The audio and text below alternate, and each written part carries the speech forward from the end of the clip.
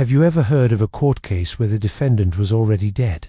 No, I'm not talking about some spooky ghost story. I'm talking about one of the most bizarre and frankly horrifying events in the history of the Catholic Church. The Cadaver Synod. It's a tale so strange, you'll have a hard time believing it actually happened.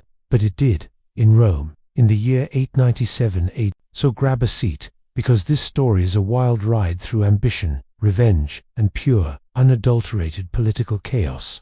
Our story begins with Pope Formosus. He was the head of the Catholic Church from 891 until his death in 896. By all accounts, his papacy was pretty standard for the time, full of political maneuvering and rivalries between powerful Roman families. When he died, he was buried in St. Peter's Basilica, the final resting place for popes. And that should have been the end of it. But oh no, history had other plans. 9 months after Formosus was laid to rest, a new pope, Stephen VI, came to power. And Stephen had a serious axe to grind with his predecessor. You see, the politics of 9th century Rome were incredibly messy. Different factions were constantly fighting for control of the papacy, which was not just a spiritual office but also a position of immense temporal power. Formosus and Stephen belonged to opposing factions. Stephen VI felt that Formosus had illegitimately claimed the papal throne and had wronged his political allies. He wasn't content to just badmouth his dead rival. He wanted to erase him from history, to publicly humiliate him in the most extreme way imaginable. So, he came up with a plan that sounds like something out of a horror movie. He ordered Pope Formosus's body to be exhumed. Yes, you heard that right. Workers were sent to dig up the corpse of a pope who had been in his grave for 9 months.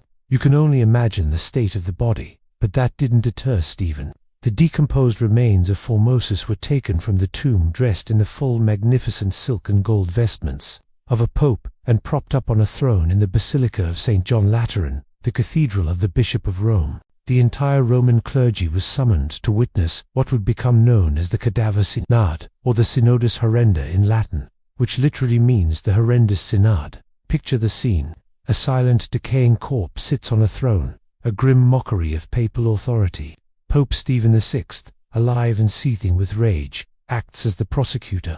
He stood before the corpse and hurled accusations at it. What were the charges? Well, they were mostly technical violations of canon law, things like perjury, coveting the papacy, and violating rules about moving from one bishopric to another. These were charges that were often politically motivated and selectively enforced. But Stephen was determined to make them stick. Of course, a trial needs a defense, right? Even if the defendant is a corpse. So, a young deacon was appointed to stand beside the throne and speak for the deceased Formosus. Imagine the pressure on this poor guy. He had to answer the furious accusations of the living pope on behalf of a silent, rotting body. Every time Stephen VI screamed a question at the corpse, this terrified deacon would have to offer a weak, trembling response. The whole event was a grotesque piece of political theater, designed not to find justice, but to publicly destroy a man's reputation, even after his death. Unsurprisingly, the verdict was never in doubt. The court, controlled by Stephen and his allies, found the corpse of Pope Formosus guilty on all charges, and the punishment was swift and brutal. First, all of Formosus's acts and ordinations as pope were declared null and void. This threw the church into chaos, as it meant that all the priests and bishops he had appointed were suddenly stripped of their authority. Then, the papal robes were ceremoniously ripped from the body. To add a final, symbolic insult, 3 fingers from the corpse's right hand, the fingers he would have used to give blessings, were hacked off. But the humiliation didn't end there. After the mutilation, the body was no longer considered worthy of a Christian burial. A mob was incited to drag the defiled corpse through the streets of Rome. It was a spectacle of public degradation. Finally, they reached the Tiber River and threw what was left of Pope Formosus into the water, as if he were common trash. Stephen VI must have felt triumphant. He had not only defeated his enemy, but he had desecrated his memory in the most profound way possible. However, this shocking act of vengeance backfired spectacularly. The people of Rome were horrified by the Cadaver Synod. They saw it as a sacrilegious and barbaric act that defiled the sanctity of the papal office itself. The public mood turned sharply against Stephen VI.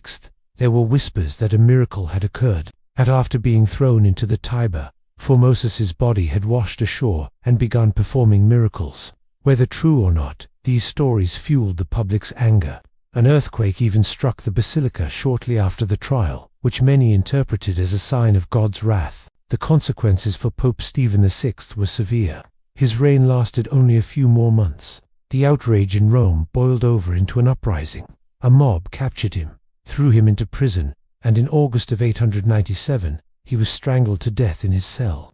The pendulum of power had swung back with a vengeance. In the aftermath, the popes who followed Stephen tried to clean up the mess. The next pope, Theodore II, convened his own synod that annulled the Cadaver Synod, declaring its proceedings illegal.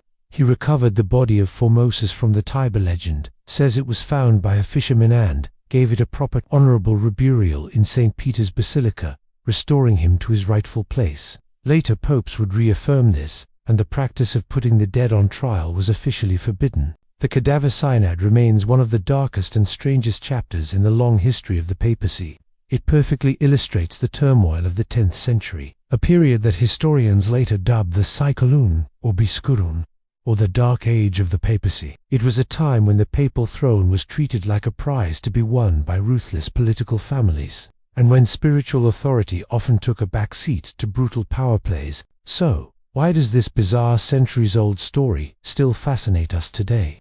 Because it's a powerful reminder of how far political ambition can push people. It shows how grudges can fester and lead to acts of unimaginable cruelty. The image of a dead man on trial is so fundamentally absurd that it sticks in your mind.